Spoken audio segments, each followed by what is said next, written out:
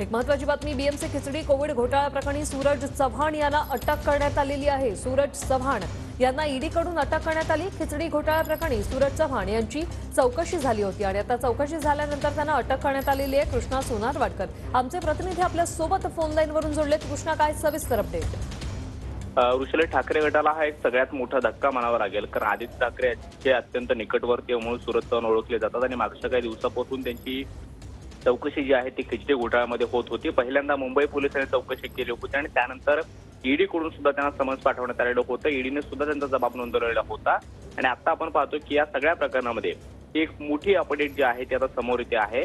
सूरज चव्हाण यांना ईडीने अटक केलेली आहे आणि उद्या त्यांना कोर्टामध्ये हजर सुद्धा केलं जाईल। उद्या ईडीच्या विशेष पीएमएलए कोर्टामध्ये त्यांना हजर करण्यात येणार आणि ईडीची कोठडी त्यांची मागितली जाणार आहे। मात्र या सगळ्या दरम्यानच्या तपासामध्ये ईडीनं काय काय मुद्दे जे आहेत ते मांडते कोर्टामध्ये हे पाहणं महत्त्वाचं असणार आहे। मात्र ठाकरे गटाला हा सगळ्यात मोठा धक्का म्हणावा लागेल, कारण कालच आपण पाहिलं की उद्धव ठाकरेंची महापत्रकार परिषद ज्यावेळी पार पडलेली होती त्यावेळी सुद्धा सूरज चव्हाण जातीनं हजर होते आणि आतापर्यंतच्या सगळ्या कार्यक्रमामध्ये ती हिरिरीनं सहभागी व्हायचे।